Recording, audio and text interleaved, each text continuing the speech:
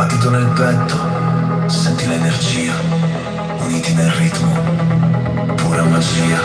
Voce nel vento chiama per noi, passi nel tempo, andiamo poi.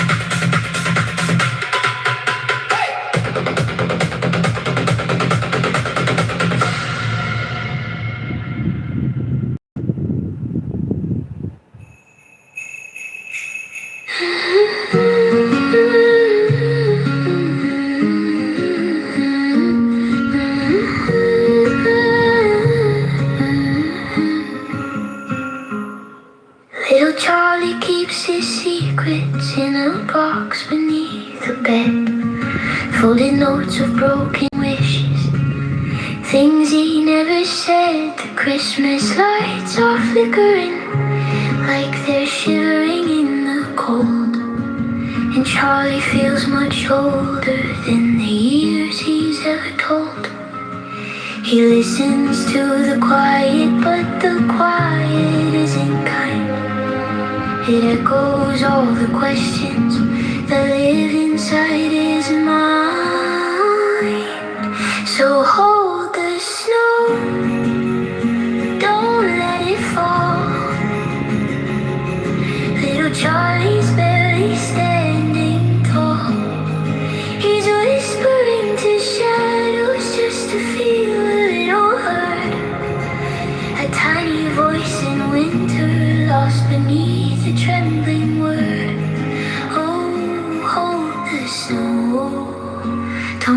let it go. Tonight he's breaking slow.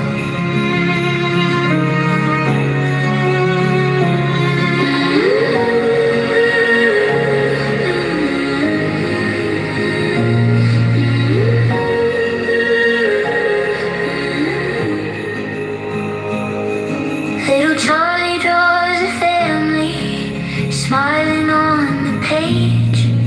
Pretends the world is gentle for a moment while he saves a bit of fragile hope inside the lines he tries to trace. But even crayons shake when tears fall slowly down his face.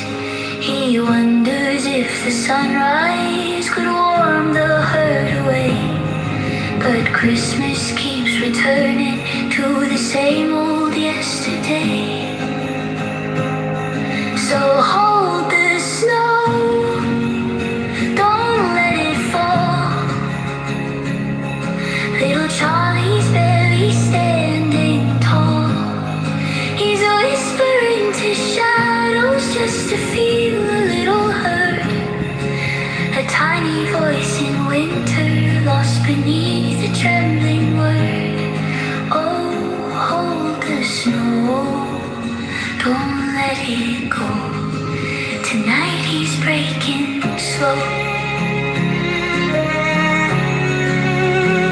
And maybe years from now he'll find a softer kind of truth, a home that isn't shaking, a heart that keeps its youth. But tonight the world is heavy and he's smaller than the pain. Little Charlie closes tired eyes and counts the stars by name. So hold the snow, just let it stay, a blanket for his heart today. If Christmas can't be peaceful, let the winter try instead to lift the weight of memories that echo in his head. Oh, little Charlie, breathe again. Someday you'll feel the light, but until then, let snowfall guard your fragile soul tonight.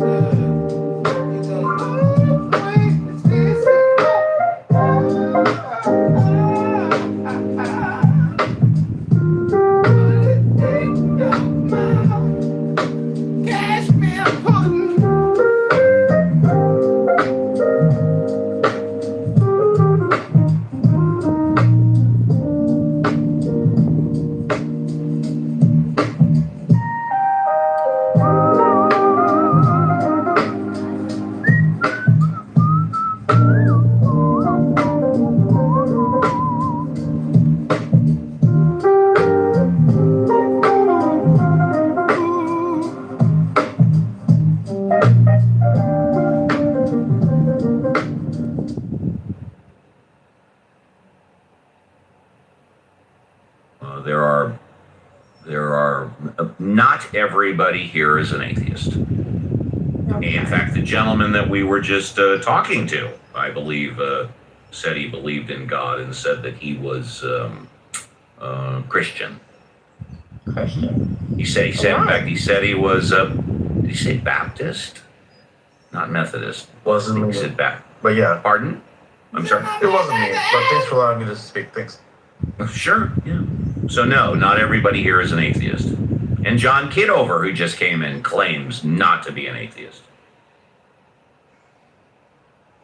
Hello? All right.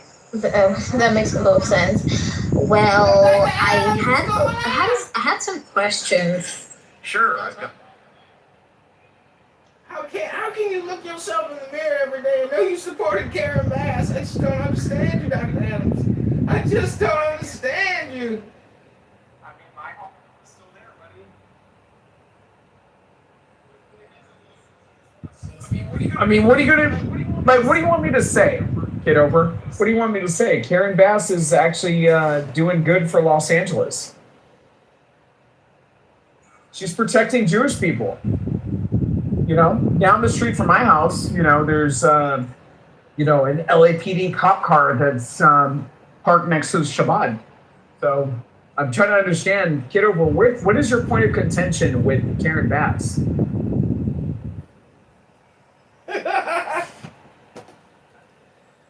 Well, it's not really. Now that I know she's defending the Jews, I think we can work together for the common good of the community, for peace and for justice and for truth. So let's partner up today, Dr. Adams.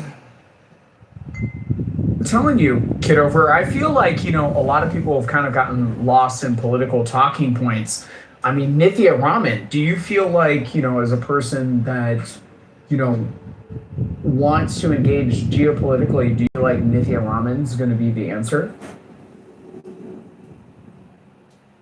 How can she be the answer when she is the problem herself? She has no guru. She does not read the Bhagavad Gita or the Upanishads. She is just she's a senseless, agnostic, atheist, communist, socialist, just like Karen Bass. But that's okay because she's a radical communist, and they don't know they don't know the source of the money and how economics really works. They're very low IQ. That's my opinion. No, I think they're definitely low IQ.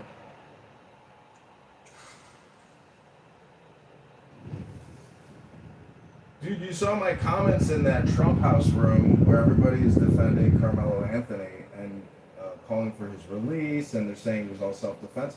We have delusional people who project their ideology outside of rational reality. And these are dangerous people, and I think you recognize that as well, is that we are living in a society with actually very dangerous people who have homicidal ideation, or they approve of homicidal activity, and therefore we're living with NFRs. Are you familiar with what an NFR is?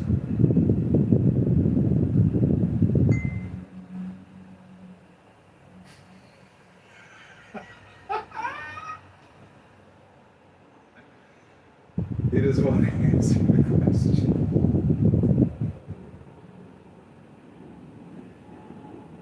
Hello, Dr. Adams, can you hear me? Are you familiar with the term NFR?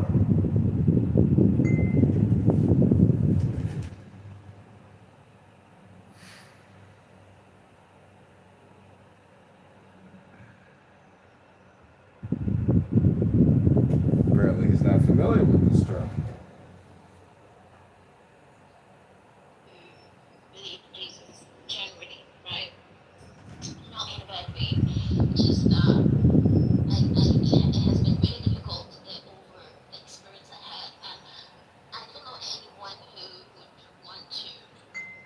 Do that. Who believes in Jesus, believes that, we should be good people, we should mirror the life of Christ, and the character of Christ and all of that, and go out of their way to intentionally try to inflict pain on other people in the name of the Lord. Like, in the name of the Lord, and trying to justify it from the scriptures and all. It's the highest form of evil I think I've ever encountered or ever experienced or ever come in contact with. it's not something I want to talk about, right? So here I am, right? I have had conversations with Christians, and maybe Scott might have a different point of view. I'm a very open-minded person. I've had a few conversations with Muslims. I was like, what's the basis for your religion? And they were like, oh, we believe in Allah, you know, we worship. And I was like, okay, so it's the same cycle of worshiping and believing and reading the Quran, then what? And they were like, oh, there are distinctions, and they were trying to draw that out and all, but still didn't make a lot of sense. So yeah, I'd like to hear from an atheist point of view what your what's the basis for your belief? What's it really? Is it a belief? What's your argument? Yeah, I'm very open-minded. You mean you want to know why I don't believe in God? Is that what you're asking me? Yeah, that's what I'm asking you, pretty much. Sure, I'll be happy to tell you. Because I don't believe in the paranormal. I don't believe in the supernatural. I find a lot of the events in the Bible could not have happened because they both all logic as well as all common sense and science. Not that I rely on science for everything, but most of my beliefs I rely on science. And I've taken a look at a lot of the evidence over many years in support of God and a lot of the evidence against the existence of God. And I find the evidence against the existence of God more substantial, more compelling, and more believable. That's why I don't believe in God. Okay. Is this I understand that the question was why don't you believe in God? Yeah. So the follow-up question would be that would you on good authority say that you speak for maybe not all but a good percentage of atheists? I can speak for atheists in that atheists have one thing and only one thing in common. And that is, we do not believe that God exists. Other than that, all of us atheists, which by the way are about 500 million in the world, 8 to 10% of the population, have different world views, different thoughts on life, different values, and a different moral code. We only have one thing and only one thing in common. We do not believe God exists. I can speak for other atheists in regards to that and that alone. Other than that, I speak for myself only. Okay, so since we are focusing on... By the way, I have to ask you, do you have a swing in the background or some type of metal chain that's going back and forth? Yeah, putting it... It's kind of distracting. I was able to put up with it for a while, but it was getting louder, so it was distracting me. But we can try and fight through it. Is it better? Yeah, we'll fight through it. Go ahead. Okay. Yeah, so I was saying that since we are focusing on proof for the purpose of this conversation, because as I said before, I am in search of answers. I would ask to know what I could call it an evidence, right? What evidence backs up whatever stance that you have. I'm not here to critique anything. You want me to provide you the evidence why I don't believe in God? Is that what you're asking? Yeah. Sure. I'd like to well, as I said, God involves a supernatural, paranormal, higher power being. Do we agree with that? Yeah. And God presumably has done and or continues to do a lot of things that are supernatural and paranormal. Do we agree with that? Yeah, to a degree. To a degree. Okay, fair enough. I don't believe in the supernatural or the paranormal. I do not agree that a lot of the events that are described in the Bible actually took place. For example, Moses parting the Red Sea. Moses turning a dead piece of wood into a cobra snake, Jesus walking on water, Jesus taking Lazarus from the dead and making him live again. And of course, last but not least, Jesus being dying on the cross and then being resurrected. I don't believe any of those things are true. I don't believe those things are true because they defy all logic, all science, all common sense. I also don't believe, I don't believe in heaven. I don't believe in hell. I don't believe that angels are real. And I don't believe in the devil. And I don't believe that God is looking down on all 7.5 billion people on the planet. There's a plethora of evidence for you why I don't believe in God. Okay, that's fair enough. Excuse me, this is Progressive E-Time. I got a new question for Steve. Steve, what's up? John, you can ask me your question in a few minutes. Oh, okay. Why don't you go back on turn? Thank you. Mod abuse. Yeah, go ahead. Okay, so it's a lot different for me. You know why it's different? Yes, because you believe it. Because you believe in God. Yes, right. And now Yeah. it's funny, I guess. I wasn't laughing at you. I'm sorry. I have a tendency to oversimplify. I'm sorry. Oh, right. Understood. Now, as I said before, I'm at a crossroads. I'm at a crossroad, right? At the crossroads. However, that's You know what? This conversation might go a little better, and we've been talking for a while, and it's been an interesting conversation. Can I ask you a couple of questions which might get us to hit the nail on the head? And if you feel uncomfortable, just don't answer them, if that's okay. Okay. Okay. I think you said you're Christian, yes? I said, I'm sorry? I said, go ahead. I didn't hear you. You're Christian, yes or no? I'm Christian. Okay. And when you say you're at a crossroads, are you at a crossroads regarding your belief in God or Christianity? Or both? Both. I would say both. Fair enough. This is going to seem weird, but it's very important. Do you pay your own bills? It's an important question. Is somebody paying your bills for you, or are you paying your own bills? I'm paying my own bills.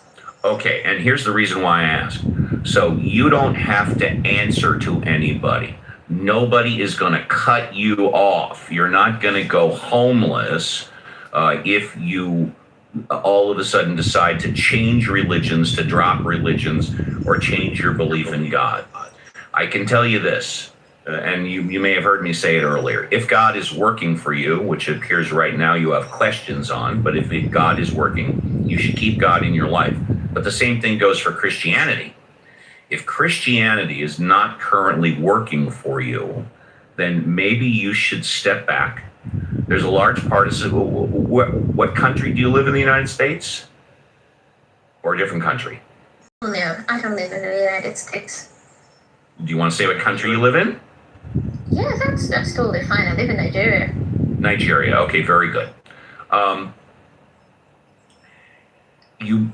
There's a growing segment of the population around the world that are departing from their religions that they grew up with. They still believe in God, but they are becoming non-affiliated with their religion. And if you are currently at a crossroads and becoming dissatisfied with both God and the Christian religion, and you're considering leaving, what I would suggest is don't leave.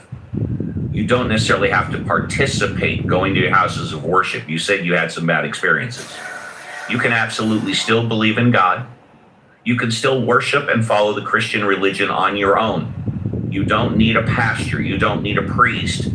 And you don't need a house of worship to do that. You can do that on your own and do some deep soul searching. From what I'm hearing from you, I would not yet today automatically leave God and leave the Christian religion, but you might want to consider taking a few steps back from the religious community in the houses of worship that you've spent all of your life in and do some soul searching and some reevaluating. How does that sound? Good, back, good, bad, out, completely out of left field? Yeah, that sounds good. Okay. Do you mind if you let that simmer and digest for a bit and we move on? Would that be okay? Yeah, that's totally fine. We can move on. Okay. I enjoyed speaking to you. I hope you enjoyed speaking to me. I did. Thank you. Deepak. Hi, Deepak.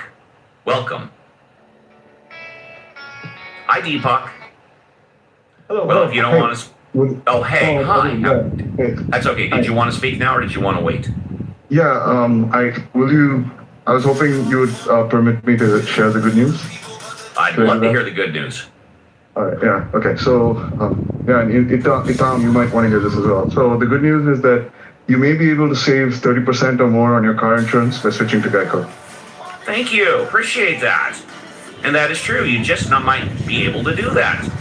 Good point. Okay, John Kitover, you wanted to contribute. Go ahead. Yeah, Steve. John Kitover. Yeah. This is Progressive Liberal, aka John Kitover. Steve, you explained to Etom your beliefs about atheism. No, Etom's not on stage. I didn't speak to Etom. What do you mean? The previous speaker, yeah. That's why I called her. Yeah, go ahead.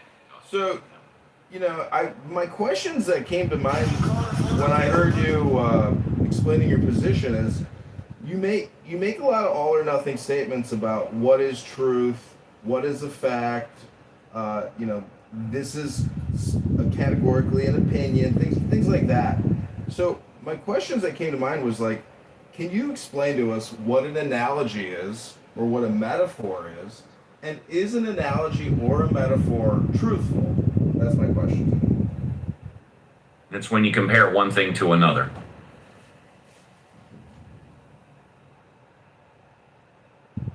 That's it. Okay, but is it truthful? If I give you an analogy, would you consider it a truth? Well, you give me an analogy and I'll tell you if I think it's true. Go ahead. I don't want to answer that question that you want me to give you an analogy. I was asking you if an analogy or a metaphor can be true. That's my question to you. Oh, can it be true? Absolutely. Of course it can be true. It can also not be true. Okay. So I just wanted to confirm I'm actually dealing with a rational person. And I'm happy to be here in the after party. You've known me for a couple of years. You don't know whether or not I'm rational yet. Well, is it rational to get angry on a free conference call? I said you've known me for a couple of years. You Hello? don't know that I'm rational yet. Hello? I'm sorry. Yeah, hello. I can't hear Once you. again, You're so not loud. answering direct Hello? questions.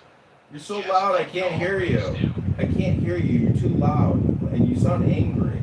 I can't argue with you. You're angry. I'm happy. Why do you Leave me want to alone. argue with me? I'm happy. Leave me alone. You angry. I can't Then why argue would with you say you. you can't argue with me? Because you angry. And I'm happy. I can't argue with you.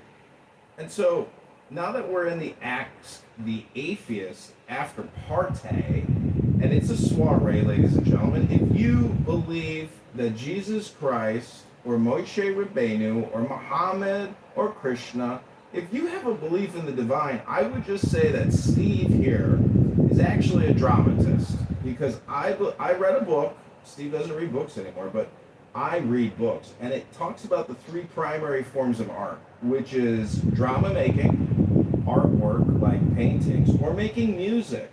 But drama, not many people consider drama to be an art. And drama requires communication. So Steve is actually a creator of drama communication. But he's low IQ, and yeah, he did ride the short bus, and he didn't read enough books in the library. But he's here to create drama for you. This is a content creation experiment, a content show. and you can participate in it and have fun. But to get angry over people's positions is very juvenile, and it's very low IQ to get emotionally invested in a free conference call. I am complete, and thank you for listening. Shaho, yeah, Shaho, hi, you're up hello. next. Hang on a second. Hang on a second. Can you hear me? Can you hear me? Hang on just a second. Let's go Shaho and then Human. Okay, Shaho, you're up. Go ahead. Okay, thank you. You're welcome. With my most respect, thank you very much. With my most respect, Mr. Progressive, or maybe Gay Boy, shut the fuck up and leave the chat or room. Because this is not for you. Okay. Well, first of all, hello, Steve. Wait, did you just tell me to shut the fuck up, gay boy? I gotta speak up, Steve. This is abusive, and harassment. And I'm sorry. Up in the audience, speak up all you want. Yeah, go ahead, Shaho. Okay, thank you. Well, this is the kind of stuff that man would do, and I appreciate that. Well, first of all, I'm gonna say that this is the great opportunity to speak about thoughts, about ideas, and I realized that a previous year, I just faced a channel that a guy like you that speaks about some atheist stuffs and some knowledge about it. You difference from that. I apologize because of my weakness of my speaking English. Your English is just fine. Continue. Thank you. Because English is my third language. What are your first two? What are your first two? My first is Kurdish. And the second? Second is Persian. Keep going. Thank you. Well, those channel, it's supposed to be the fastest growing channel in this stuffs like atheist theories and some conversations about some of the point of that. I don't know, but your channel is different. Is have a huge difference than the other channel. The difference is that you don't focus on the kind of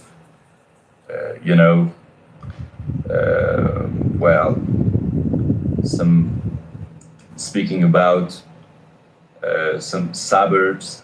What the words used for the suburbs in cities, what suburbs in the discussions.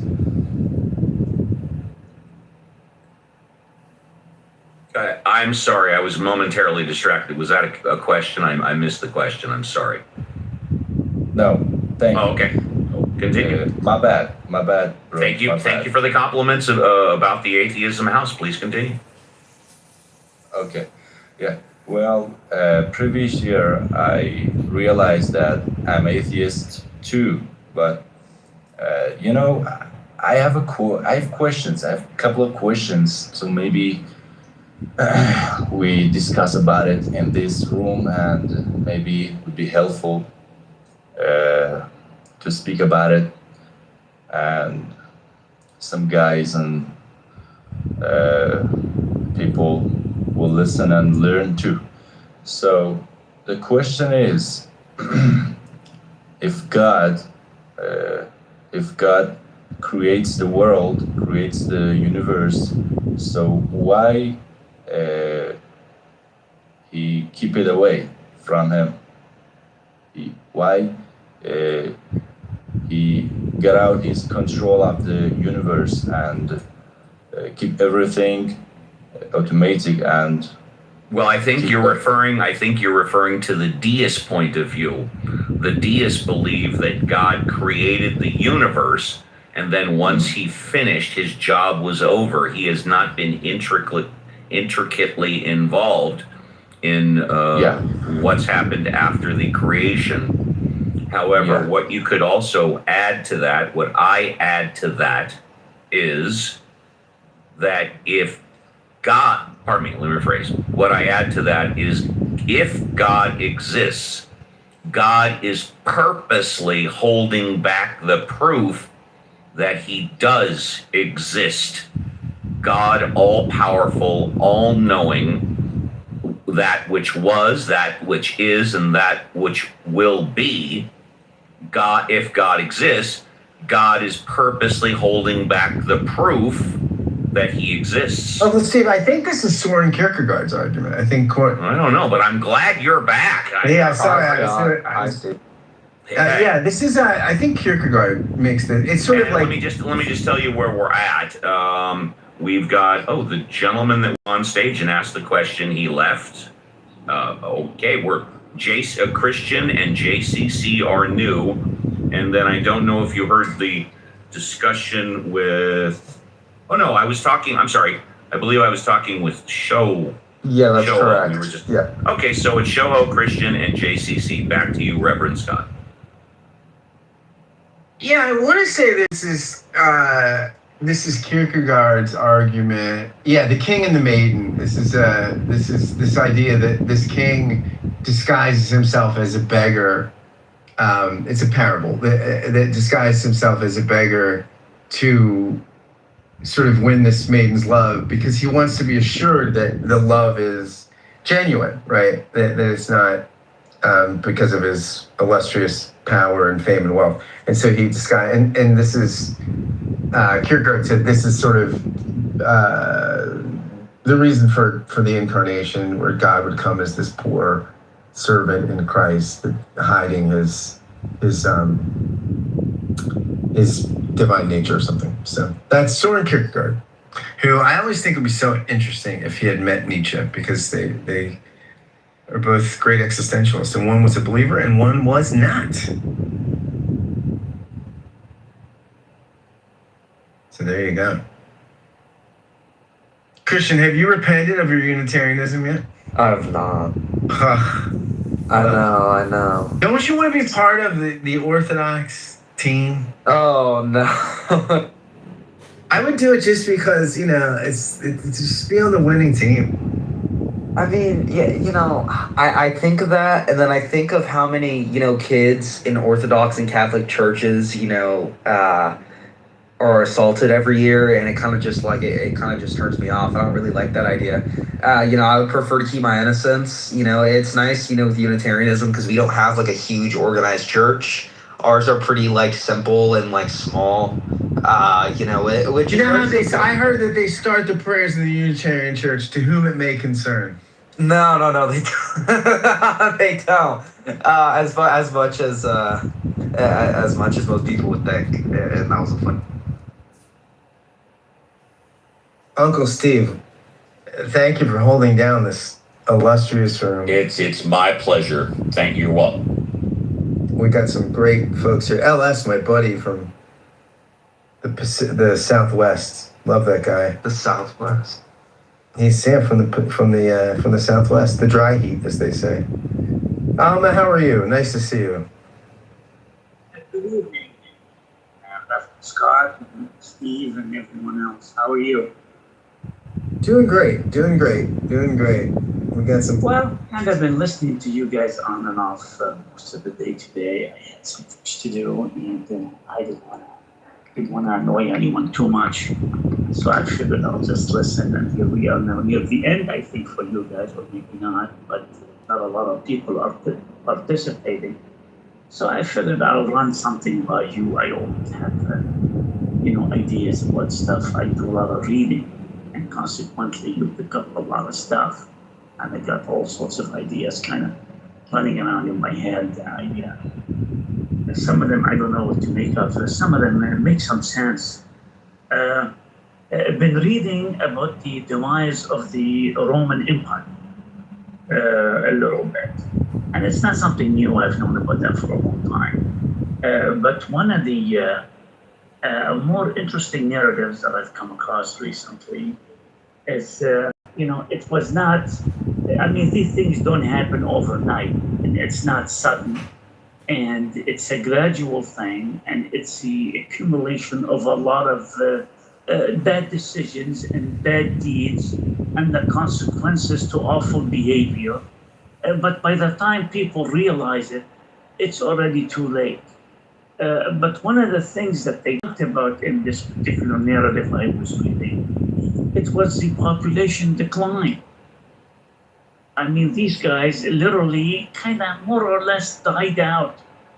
The cycle of life works its way on them. And eventually, I'm not going to say there was no one left. Of course, there was plenty of people left. But those who were left were not enough to keep the empire going. And it just kind of fell under its own weight. There wasn't enough men and women, mostly men at the time, to kind of do the heavy lifting. And this kind of brings us into all the stuff that we've been hearing about. Now, Elon Musk has been the champion of this particular story, but by no means the only one, kind of, ranting and raving, if you will, about the decline, about the birth rate, and how it's declining in most Western countries. And now it's even, it hasn't been enough to compensate for the death rate, but now it's like not even close, it's half. So in some places, Korea is used as an example, in 3 generations, which is a lifetime of one person nowadays, it could be. You could be looking at like a population collapse. So the question is, what do we have to do to get people to F again and have kids? It would seem like it's a straightforward enough process that's been going on for a long time. And most of us, I think, have figured out how to do it. Yet not a lot of people are doing it seems. And I do see places in Europe that talk about this kind of stuff and try to emphasize it. Some of the European countries, Scandinavians, and Holland, the Netherlands, and Denmark, and places like Belgium, smaller countries, they've always incentivized childbearing and child rearing. It doesn't seem like it's working out. What ended up working out is that they brought a lot of foreigners who are producing a lot of babies and looking basically to change the makeup and the identity of the country. So that didn't work out very well. And now here in the States, you start to hear in print, in news, whenever they talk about this, they talk about the anchor baby. This was not a term used out loud in media, not until maybe 10 years ago. You knew about it, but it was not used like that. And now when we use it here, about people coming here and having an anchor baby, it's always a negative connotation. It always implies that these people, or these women, let's say, because men can't get pregnant no matter what anyone says, these women are coming here and they are setting up shop or establishing base for something far more nefarious further down the road. And with the deportation, on in full strength, some people are getting deported, but their children, because they were born here, are left behind if they don't choose to take them with them. So we are in a mess, and I don't know how to fix it, but the bottom line is the birth rate is very low, and we need to fix it. And, we can learn a lot from China, a place with a lot of people, lots and lots of people. And for the longest time in China, for about 40 years, maybe more, they've had a one-child policy because they were trying to curb the population growth. And by and large, they succeeded. It was very ugly. It was very unpleasant.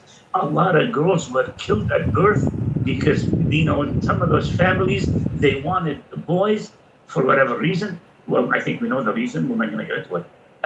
And now, and then as time marched on, you ended up with an imbalance between men and women. It seems like nature always favored more women by a very small percentage. But when you go out and say one-child policy, and an increasingly number of people keep killing the girls until they have a boy, you end up with a lot of single men in the future. And not only that, now they're talking as China is back to encouraging people to have more kids.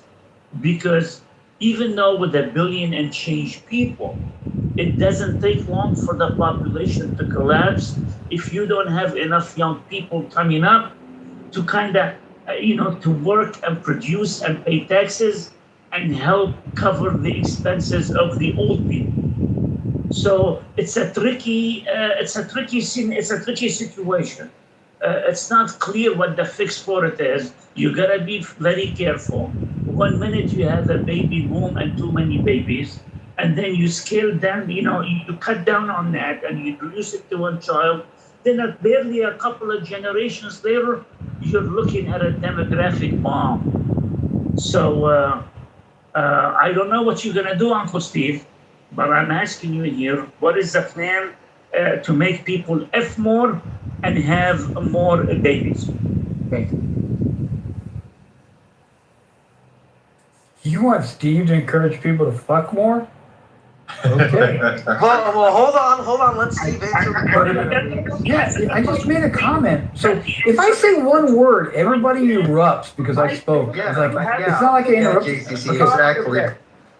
For fuck's sake, I just made a comical statement and then I get interrupted. I found Amari, it very funny. calm. Oh my I gosh. found it very funny, and I'm responding in the same manner. Yes, I want Uncle Steve to be in charge of people fucking. Thank you. Okay, now that's insane. I'm just gonna. I'll respond very quickly. It's a fact that the world population has not suffered a decrease in over 100 years. And I do not see the world population decreasing anytime soon, regardless of what's going on one particular country. So I am not worried about it. That's my response. But however, there is a big decrease globally in birth rates. And it seems to be a concern, especially for economists, and it's also a benefit to the environment because decreasing populations decreases the footprint that damages the climate. So that's one good thing. But there are issues because of shrinking workforce causes struggle on tax revenue, like Elmari was bringing up. However, I think it's kind of like the climate change. It ebbs and flows. Same with populations. It's going to ebb and flow. And like Steve said, I'm not too worried about it either because it's within us as a society to keep society going. And this may be a good thing. A little decrease in population is not necessarily a bad thing. So yeah. What's interesting is this happens in wealthy nations, right? I mean, the reason why the population continues to increase at a significant rate is countries that are less developed have more kids, right? And the only advanced economy that has a replacement birth rate, I believe, is Israel. And I've heard, I don't know if this is true or not, but what I've heard anecdotally from friends like Eitan is that their numbers are really inflated by the ultra-Orthodox who have a bunch of kids, that if you factored out the ultra-Orthodox, Israel's birth rate would look a lot like Western Europe's or the United States. And interesting. When the world population decreases 5 to 10 years in a row, I'll start worrying about it. Until then, I'm not.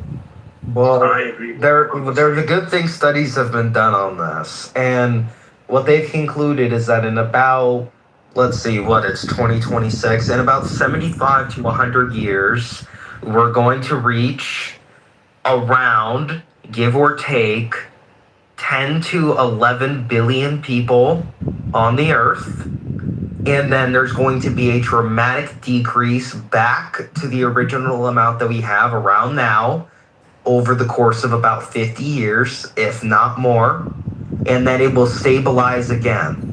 The reason that is just because of basic population patterns.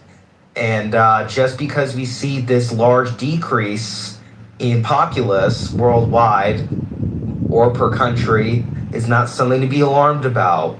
This is something that we have already put thought into to prepare for.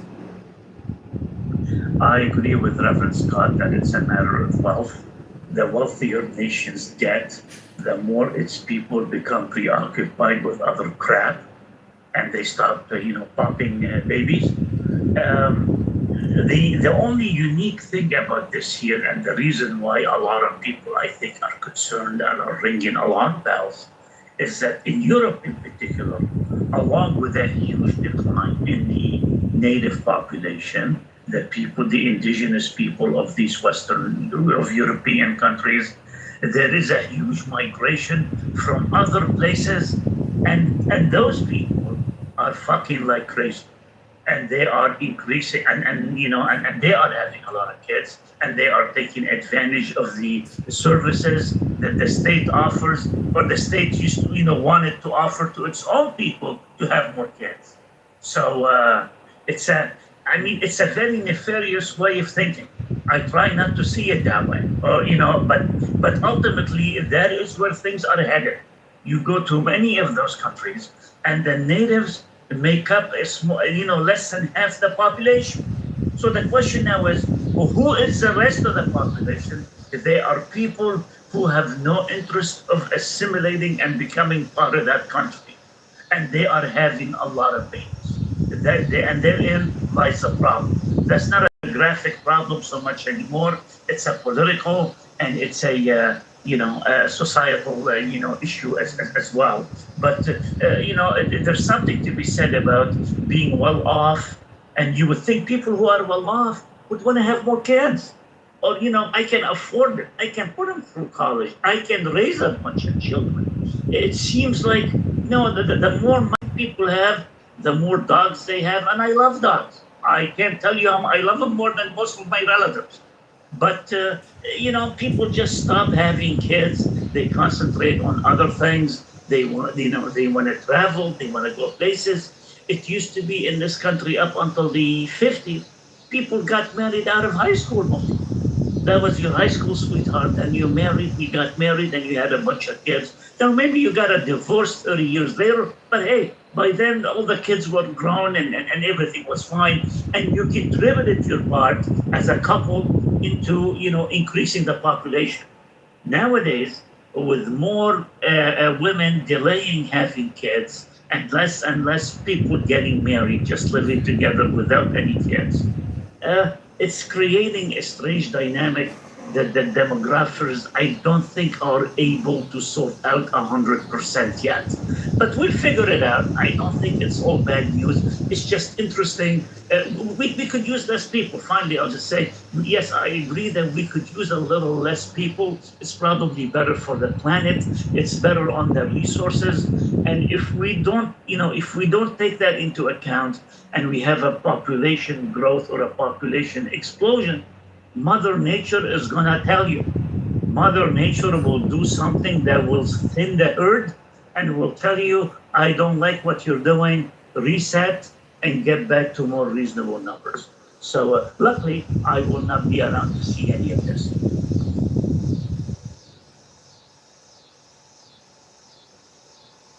Things work themselves out organically. Agree, Jason. I wholeheartedly agree. Mother Nature's got a plan, and it's going to do it, whether we like it or not. Well, I wouldn't say a plan, right? It doesn't intentionally have things set up, right? It does what it does. It just does what it does, but it has a way of sorting things out in the end. We call those the Darwin Awards. Yeah, I mean, it doesn't like a vacuum, and it doesn't like a jarring imbalance. It ends up resorting, reconfiguring things out. I love Mother Nature. I love the way it works. and just fascinated by how it goes about doing its business.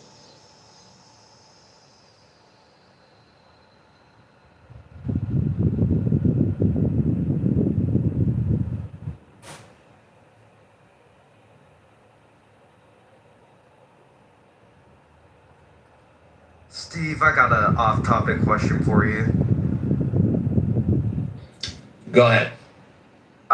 If you look at my PTR, and I know the eyesight, you might need to get your glasses. If you go to my PTR, you'll be able to see a room that I hosted with, the wonderful and only Day Day. Bert and Day Day.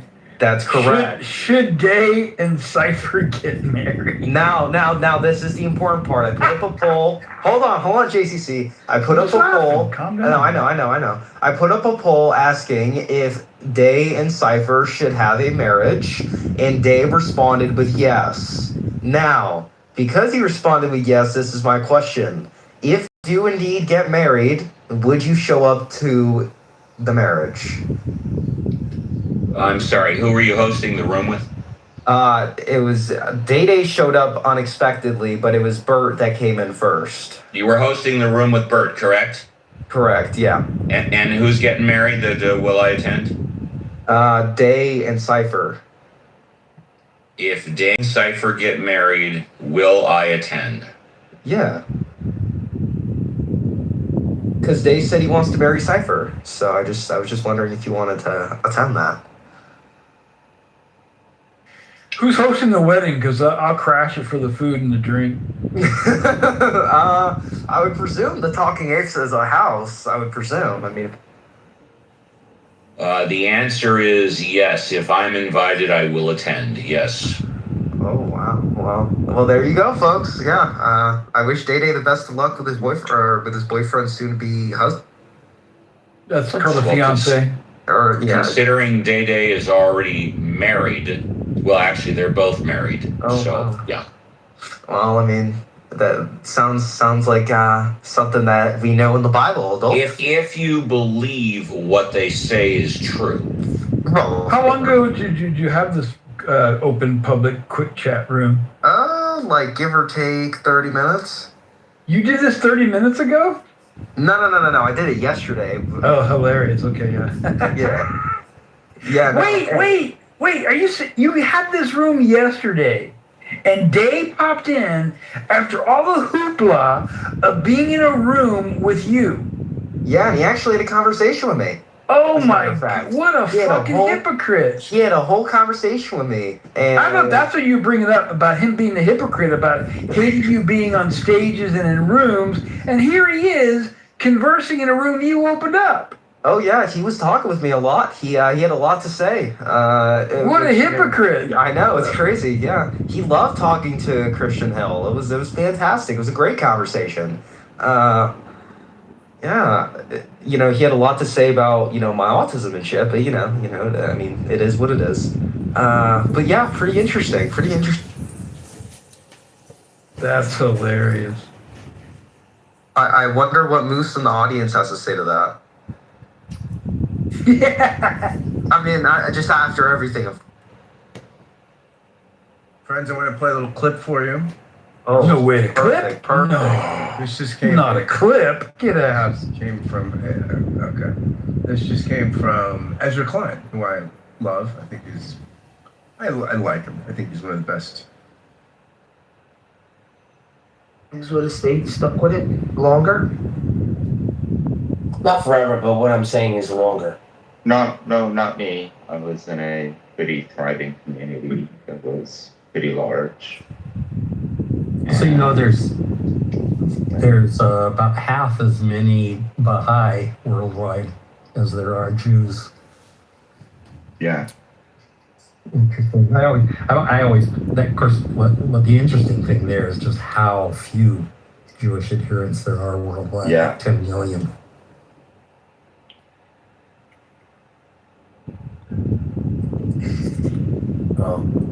I wouldn't compare it to Judaism, because Judaism is like a lifestyle, right? Well, but I think when, so I read that there's like 10 million Jews in the world. And I think that doesn't mean faithful. I think it probably does mean cultural or whatever. I think it would include people like Steve L.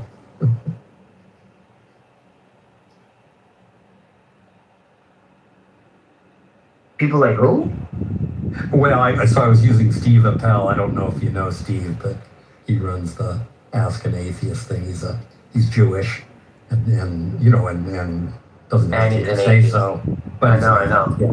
I conceded to that argument. I actually let him win because he was calling Jews atheists, and I was like, you know what? Hey, that's what you want to call Jews. Guess you win that one. Well, that's kind of what I always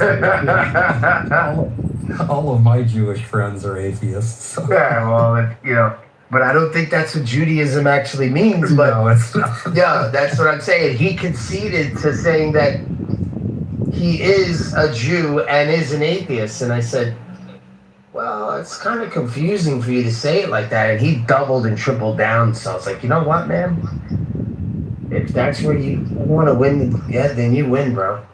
I think the thing he says that's sillier is when he talks about the fact that there are more Jewish people who are atheists than there are Christians who are atheists. I think, in fact, it's probably reasonable to say you can't be a Christian and an atheist, but you can obviously be a Jew and be an atheist. Yeah, I think there is some stuff going on in the background where he's being distracted, possibly, and he doesn't have his head in the game, or I don't know what's going on there, but maybe he missed something. Maybe he's just so used to saying it that it just became normal. And that's what I mean. I think a lot of people, when they speak to a certain crowd and they go into a different crowd, they bring in those definitions with them, right? And that's why I asked the guy before. I said, well, what do you mean by secular? Because I think in certain conversations, when we speak to certain people, like when I have conversations with Christians, right? Other Christians, right? We have our own way of explaining things.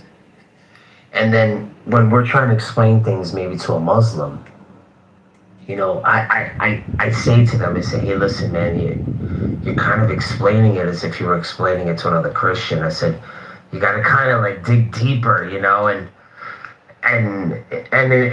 it's another way of speaking. And I think that's the reason why some people get frustrated and they say, oh, you don't understand what I mean. It's not that you don't understand, it's that you're speaking in a tone and with words mashed in together that have no meaning to the other to other crowds or other people. You know, and I think atheists get stuck in this. They think they're speaking a universal language. You know, and that just sounds like religion. So they got to be very careful. You know, just because you have a thought, it doesn't send that thought a shockwave through humanity and says, oh, this is how humans should think. It's not the case. I mean, I even know some religious people that do that too. I'm like, yo, you can't, you know. But I started to build that and notice that when I started speaking to Muslims. I'm like, I can't explain it this way. They're not going to get it. You know, they're not going to get it. I hope that makes sense. John, is that the Shroud of Oxnard? So I haven't quite decided what to call it, but yeah, I was talking to some people. Well, I wasn't talking so much. I was listening to a ridiculous conversation about the Shroud of Turin. People, of course, who know for sure that it's the real thing. So just like that turned out, somebody in the conversation brought up apparently there's lots of other shrouds before Turin even made its appearance. Lots of other shrouds.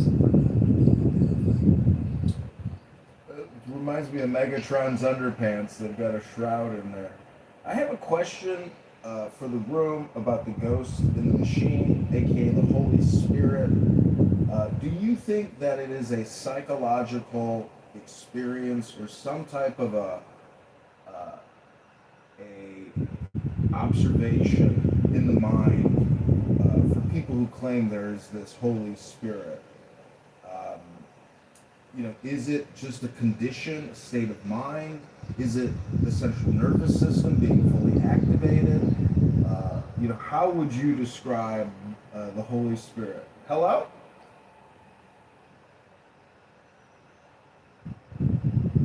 Good question. Imagination. Yeah, I think for most people, certainly I've heard some believers who I think are rational just say no, they just believe. They've been taught, they believe it, they like the belief, and I think that's all it takes. The question really is, how does somebody become convinced that God talks to them? I mean, I think that, and I don't know that God doesn't. I just kind of don't think it does. Have you looked into that bicameral mind thing? What mind? Bicameral. Bicameral? Yeah, as in two houses